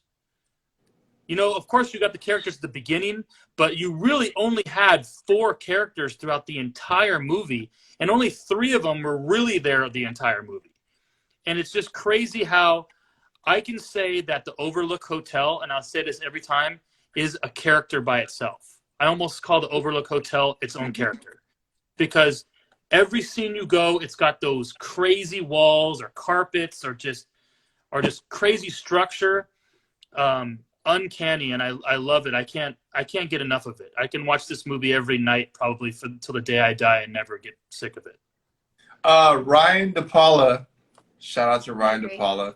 I know this. Stephen King hated the Shining movie. Yes, he did. You know what? I'm gonna chime in on this. He's the only one who's allowed. He's the only one, in my opinion, who's allowed to hate it since he wrote it. So I think you have a moment where there are 2 alpha males, or just alpha personalities. Sorry, I think you have 2 very big, prominent people, right? Mm-hmm. You have Stephen King, right, who is by far, you could say, is one of the greatest horror novelists ever. I mean, Dean Koontz is really good too, and Michael Crichton is really good too, but he's like more sci-fi. Right. But you have Stanley Kubrick and you have Stephen King. It's almost like taking the best of one thing and the best of another thing, right? And it's like it's almost like when you try to set up a blind date, right? Like let's just say that like I have my friend Whoop-de-Woo, and like your friend is single, and like you would think like, oh, they would be so great together. They're both great looking, and they're like, let's just make it happen. And they have the blind date, and it just goes to is the worst date ever. Right. So it's like you have Stephen King, you have Stanley Kubrick, right? I think it was like at the end of the day, and I'm glad that Ryan DePaula said this, aka RDP memes, is he said that he didn't like it, but again, maybe he wanted the movie some way or another, but this is history. This is movie history. Like, if anyone ever if you would have turned back time and you would have had somebody direct The Shining, Stanley Kubrick all day. All fucking day, man. I don't care what Stephen King thinks. Stanley Kubrick is a fucking genius. And maybe people don't agree with me, but the way that he shot that movie from the beginning, when it had that helicopter shot on the lake, and you see that little island, and then it goes to and it starts snowing, and then it goes to the Overlook Hotel. With that score. Bro. Yeah. How can you beat... Dude, the score is so good, Dre Dog used it as his intro. Right. I mean, come on. Like, I'll tell you right now, spoiler alert, my number 1 was Shining. Okay. So since we're on that topic, we should just talk about it. You can't go ahead of turn, man. We've already done this. I'm just kidding, bro. So wait, I want to know more. I want to know more, Josh. Why is it your number 2? Okay. Well, I pretty much said mostly why. But I think we need some opinions from Maire and Heather on Shining. They were able to speak on it yet. The Shining is one of my favorites. The only reason why it's not on my list is because I figured there's a good chance it would be on someone else's list. Yep. And because we've spoken about it so many times, I was trying to like keep my list not this. Every other list I do, but Shelley Duvall did a great job acting. No offense to the friend in the comment section, but she's like supposed to. That's like what she was supposed to do. She's supposed to look like so, like fucking crazy and just wasn't she like forever like, changed by that so role? Yes. Yeah, Yeah. she Yeah, almost right. pretty much quit acting after that because she's so exhausted from the role. He literally drove her. He was shooting guns on set or something to get her to act that way. Right. Mm-hmm. Holy fuck! I didn't know that. Secretly scare her so she would be terrified during the movie. And the whole "here's Johnny" scene, I think they said they filmed that scene like 100 and something times to get it right. Yeah. So Although, she was like yeah. PTSD from making that movie. The gun thing, I might be getting confused with The Exorcist because Will Friedkin known for shooting guns on set, but the 200 take thing, that was The Shining. I agree. Ryan De Paula, she did do an excellent job, dude. Great. She did, and so did little Danny. What's up, Ryan? Do you remember the scene when he goes, "What's up, Doc?" Yeah. And he talks to Danny, the caretaker, the what was his name? What was that guy's name? Lead chef. Dick Haller. The lead chef. Yes. Yes, Dick. Yes. And he looks at him, and he asks him, and he starts doing The Shining, and he gives the whole breakdown. And there's this one scene with Danny, and he goes, "What about room 237?" He goes, "What about room 237?" He's all, "You stay out. Don't ever go to room 237, period." And like, little Danny is gonna go to room 237, man. Right. That whole movie. What was the whole, like, was there a scene where like Danny's like going through he's like running through the hallways, and there's like a guy getting a blowjob from a girl in a tiger outfit? It's like a bear outfit. Bear outfit, yeah. Like a bear outfit. What the fuck? Like, and this residual energy, something that actually happened back in the day. Do you also remember when Jack Nicholson, aka Jack Torrance, was in the bathroom? And this is like a whole fucking scene where this is how. Dude, hey, set the table, bro. Set it. This is how you know Stanley Kubrick is a fucking genius. He goes into the bathroom, and I'm having like 2001 Space Odyssey vibes. Everything that Stanley Kubrick did was always symmetrical. It was always like two colors. He goes into the bathroom, and it's a white bathroom with all red stalls. Everything's red. And it's just like, you see Jack Torrance, and he washes his hand, and like the one of the guys, he was a butler there, he was the last dad that was at the hotel, the Overlook Hotel, that went fucking crazy. And he tells him, he says, "My daughter did something, and I had to correct her." And he's all, "Are you going to correct her too?" And like, dude, the whole movie is filmed so good. And it's funny because the first time I ever saw that movie, I watched it on beta. It wasn't on VHS. I watched it on beta. But man, I can keep talking about this movie forever and forever, but I agree with you. For your number 2, that is my number 1. So we don't really have to talk about my number 1 because we just both talked about the same movie. All right. Any more thoughts on The Shining from anyone? All right. I missed the last thing. Oh, I was just saying, any more thoughts on The Shining? So great movie. It is. It's a great movie. So we all did our number 2s, right? Are we up to number 1 now? You guys are on your number 1s, but I already did mine. So okay, so you're okay. Did we all do our number 2s already? Yeah, we did. So okay, so how do we want to do number 1? I'll just throw it out there. Who wants to go first with their number 1? I think Heather should go, then Mary, and then you, Josh. Okay. See that, yeah. Okay, so my number 1 is Human Centipede 2. Whoa, shit. I'm just joking. No, Okay, I was gonna say. Shit was Hey, that was wild. good. That's good. Good one. thanks. Twin Peaks Firewalk with Me. I don't really know, like, if someone would be like, want to try and argue and say that it's not horror, but I don't care. It's like I love David Lynch, and like I know it started out as a series, but like I just love this movie. It's like, and that's based off the TV series Twin Peaks, right? yes. Yeah. That's Or a good should I TV. pick something different?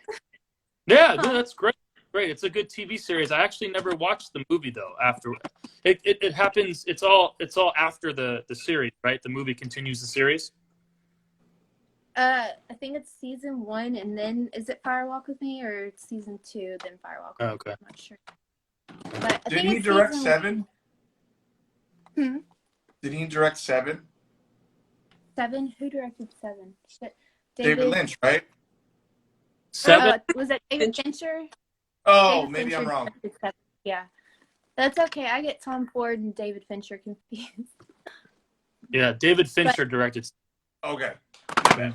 David Lynch is like Eraserhead. Blue Velvet. Wild at Heart. Eraserhead's good. Eraserhead's good. Yeah. So, hey, I like the unique pick. Extremely unique. So, I'm gonna say for tonight's IG, Heather, you had the like most unique picks. I'm not gonna lie, like real True. talk. True. A lot of everything is original. True. The only thing, I couldn't really hear what y'all were choosing, so I feel like bad. No. Thank you. It's okay. You can rewatch it. It's all good. Yeah, that's the thing is we'll save this on TV. You can rewatch it, but no worries. You're going through a lot of buffering issues to begin with, but it's okay. And I like your Buffy the Vampire Slayer shirt. So cool. All right, so we got. I guess I just knew it was gonna be puffing a lot. Yeah. Nice. She's coming up. Tons. Good work. Okay. Good choice. So we're gonna go with Mary's number 1 now. Okay, so I talk about this movie a lot. And Scary Godmother, if she ever watches this one's for her. Why? And I've been watching it the entire time we've been doing this. Over here, if you can see it. It is the original Dawn of the Dead. There you go. There you go. This is the only movie that, it doesn't anymore. I think I've watched it enough that I'm desensitized to it. But I would almost always get a nightmare after watching this movie. And it's not like zombies scare me. It's just the failure of humanity is the scariest part of the movie. You get to see the super racist cops invading the apartments in the bad neighborhood in the very beginning, while there are zombies that are eating people alive, and they're just like shooting up a bunch of people. It's just like humanity at its worst, and it just really makes you think, like, how would people actually be in a zombie apocalypse? You know, it's like The Walking Dead before The Walking Dead happened. You have Tom Savini, great practical effects. Granted, he got a lot better after this because he went from this to Friday the 13th right away. And then like color and blood and stuff got even better, but still for its time, it's just so groundbreaking. And plus you have one of the strongest female characters outside of space in a horror movie. Maybe one of the strongest female characters at that time too. She's pregnant the entire time, and she's like, I want to learn how to fly this helicopter because if you guys get yourselves killed, I want to fly my ass out of here. I'm like, yeah, go girl. Yeah. It's just a fantastic movie. I love it. Oh, and the soundtrack too by Goblin. Yes. Oh, eerie, makes my skin crawl. I love Goblin. Goblin is one of the best score creators. The Goblin band So good. So, and I really like the whole thing in the mall going. It's like even it still shows, you know, the human race are a bunch of sheep, and it still shows that once they turn into zombies, they still all go to the mall and become sheep still when they're dead. It's so excellent pick. I remember I knew your answer already because I remember we talked about this a long time ago. Yeah. About our favorite horror movies or something like that. I don't know. I think it was on a story and we're going back and forth or something. I remember you said this, so I knew this was going to be your answer. And the funny thing is, Scary Godmother had never seen this movie until recently. Her Day of the Dead, which I hadn't watched until recently, which, by the way, Day of the Dead, I want to rewatch it again because it's actually so phenomenal. It could tie with Dawn of the Dead. But you know, it's got more of that 80s feel. The soundtrack is different. It still has a really character leading it, and it's got that, you know, humanity sucks thing about it too. So it's just so fantastic. The Of the Dead series is just fun. But her and I would go back and forth about like which one was better for so long. And then we finally watched each other's movies and we're like, okay, they're both really good. So mm-hmm. Yes, Guitar Bick, shout out to 28 Days Later. Yes, I like that one. Oh, that's a good one. That's a good one. So yeah, any other thoughts, Kenny or Heather, on Day of the Dead, or not Day of the Dead? I wanted to get your guys' thoughts on the Army of the Dead on Netflix before we go to Josh's number one. That movie, I love that movie. I like that movie too. It had Ghost from Power. I haven't watched it yet.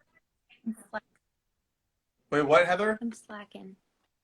I haven't watched it yet. I'm slacking. Oh, it's good. I think you'll like it. It's actually Zack Snyder directed it, right? Hey, Heather, I'm giving you a down 5 because I haven't watched it yet either. Oh shit! Got it. Oh, got it. Josh, did you watch Power? I have not Army of the Dead yet. No, Josh, did you watch Power? Oh, the show?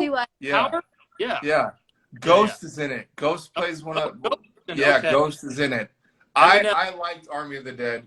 It was really good. Some people said it was long, but I thought it was perfect. I thought it was a good movie. It went by so quick. I was surprised that it was over 2 hours, right? 2.5 hours. Yes, I was like 2.5 hours for sure. Yeah. It's 2.5. Mm-hmm. Oh wow. Like 30 minutes of it are the opening credits. So okay. Yeah, that's and I don't want to give you any spoiler alerts right now, but the opening credits is pretty good. So I guess it's the Lord of the Rings of zombie movies. It's 2.5 hours. I mean, you could say that, but it was, and I mean, it takes place in Vegas, and who doesn't fucking like Vegas? Right. Okay. Take the plunge. It's a really unique take on zombies. I thought it was. All right, I'll be watching that one for sure. So, I didn't want to spoil my number one, but it was already said, and we discussed it for a while. It's The Thing. John Carpenter's The Thing. That's my number one. So I'm sure Mary knew it. I'm sure Kenny knew it already. I'm not sure if Heather knew it, but I saved a little tidbit for how I found out about The Thing when how I first watched it.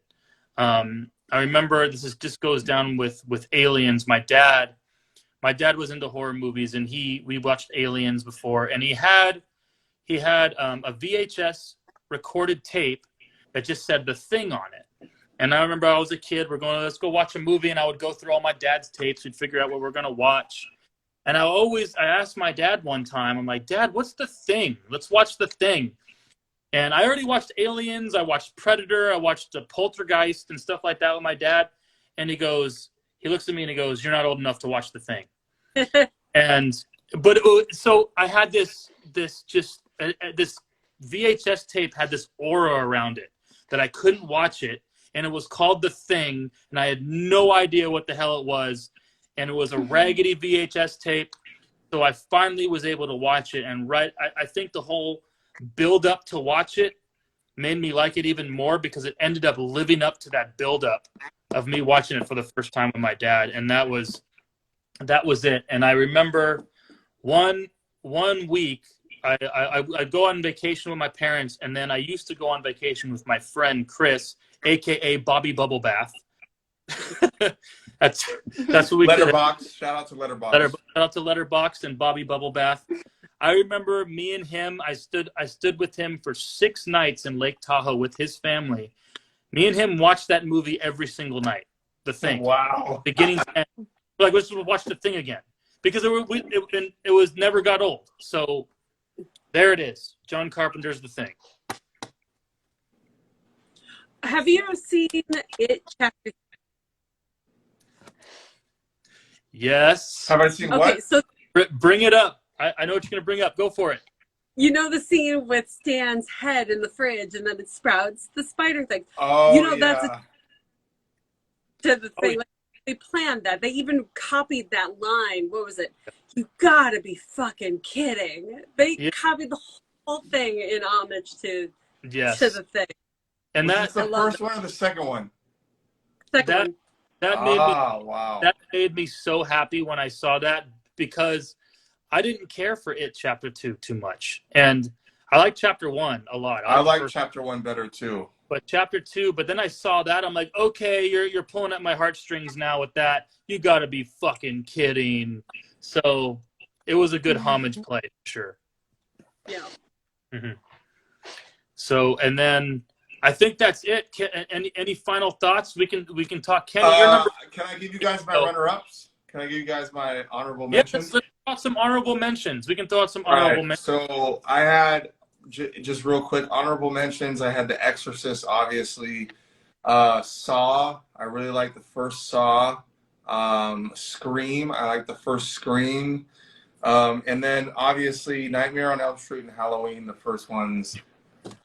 All good honorable mentions. But, like, you know, I wanted to be unique. And I wanted to be my own. And it's so funny. We still had 2 aliens, right? No. We had 2 things, right?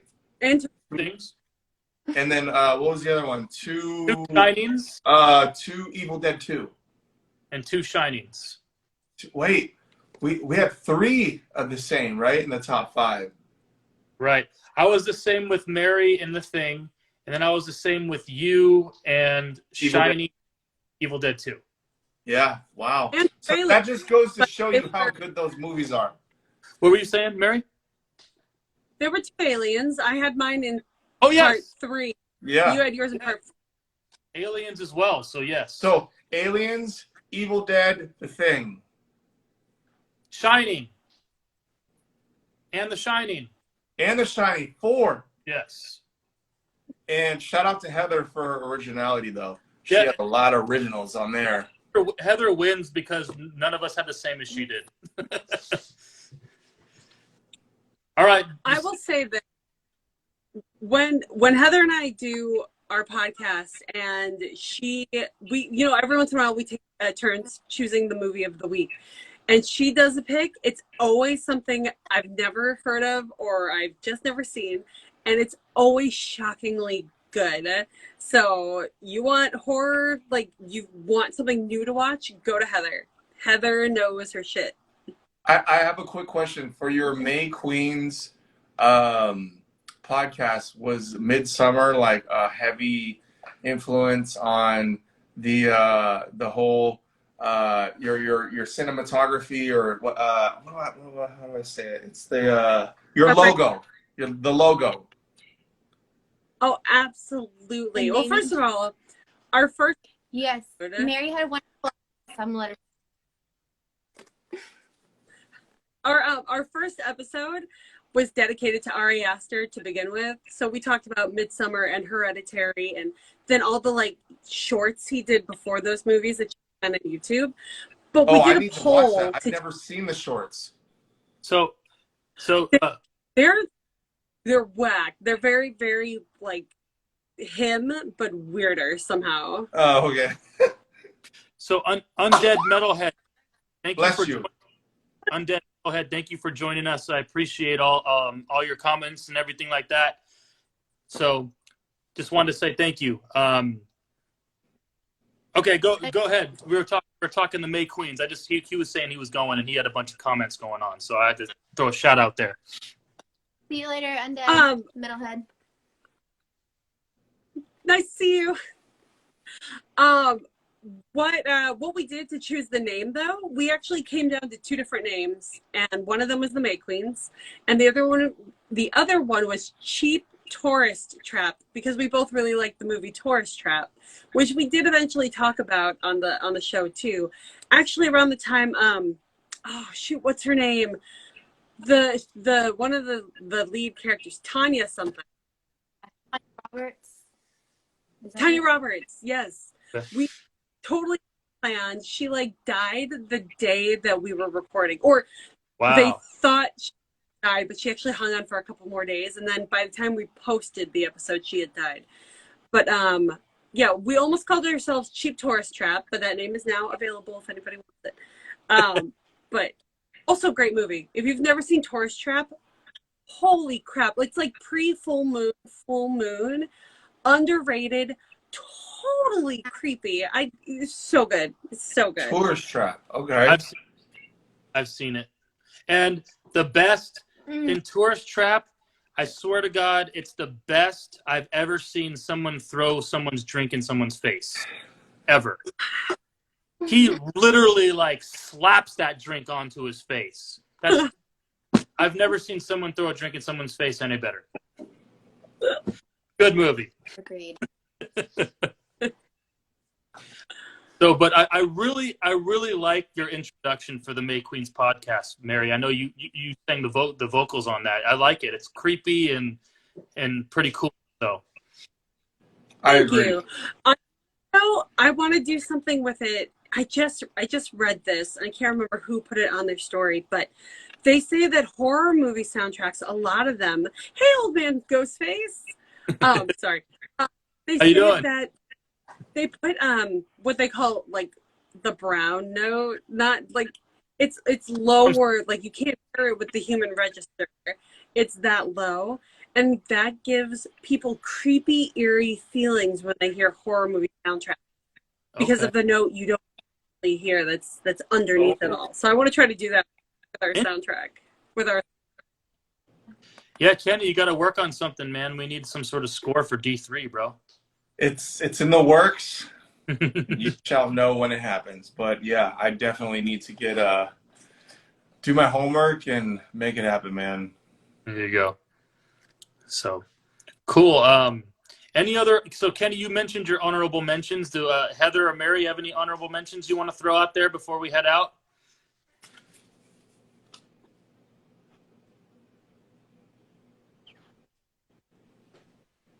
Heather, do you want to go? What happened? I went. We're at any honorable mentions. Honorable mention. Any for your horror? Stepfather 2, Rosemary's Baby, and then that's all I'm gonna say for now. Okay. Good ones. My go-to, I think, for a runner-up would be Frankie, which is another Bill Paxton underrated gem. Frailty? Great. Yeah. Wow. Great choice. Wasn't that movie With actually Matthew haunted? too. Wasn't that movie actually haunted in real life? There was some kind of underground internet story about Frailty being actually haunted. I don't know. I heard about that somewhere through the grapevine. I'm going to look that up, but I've never heard of that before. Yeah, I'm not sure. Matt McConaughey's in it, right? Yep. And Bill Paxton? Oh, yeah.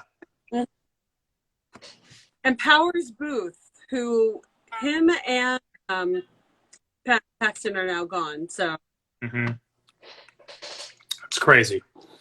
Good one. That's one I almost forgot about, but I remember how good it was when I first watched, because I was a big Bill Paxton fan. So whenever he was in something, I had to watch it. So Game over, man. Game over, man. We lose. Has Okay. anybody ever mistaken you for a dude? All right, I got some runners up for you, and I'll just name them quickly. So Nightmare on Elm Street, John Carpenter's The Fog, Event Horizon. Oh, damn! I forgot about that one. Tremors, American Werewolf in London, and Pet Cemetery. Original Pet. I thought about Pet Cemetery too. Yes, so those are some of my runners. And even though, and I'll say Friday the 13th, the final chapter is another one for me. That's my favorite Friday the 13th movie, so that's going to be thrown in there too. But Part 6 for part 6 for you, yeah. Part 6. Mm-hmm. So yeah, The return of. Yeah, so it was. But the final chapter is part 4, and then 5 is the copycat, and part 6 is when he comes back. Right. The very first zombie Jason. Yep. That's a zombie, so. Yep. Yeah. That's when he comes back. That's when he becomes supernatural. Yep. Well, all right. Is this a wrap? I think it's a wrap. Do we want to do any final thoughts of anything? Anyone have any final? I want to say that this was super cool. I want to say that this is for our second IG Live. I can only say that more and more, all 4 of us together is just going to even be better. I think, Josh, I think when you finally figure out how many people were live, I think this is probably the most people that have ever been live with us. So let's give us a hand of applause for everybody that's contributing. Let's do it again and plan it ahead. And yeah, man, I am stoked. And you know, Mary, you're on the East Coast, so thank you for staying up late. And Heather, thank you again. Like this is, I think this is something special, and let's just keep doing it. If it ain't broke, don't fix it. Yeah, thank you for staying up with us.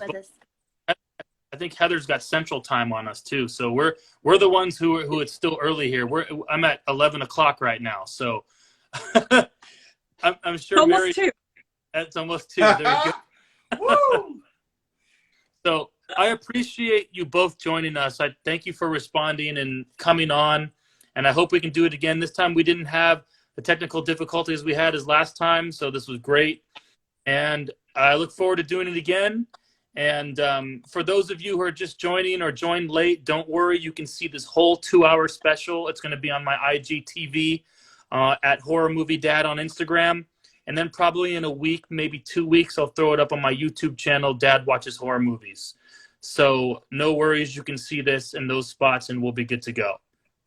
So once again, thanks. Thank you, Mary. Thank you, Heather. Thank you, Kenny. Dude, this has been great. Thanks, y'all, and thanks everyone for watching. Thank you. Have a good night. All right. Have a good night, everyone. Bye. Bye.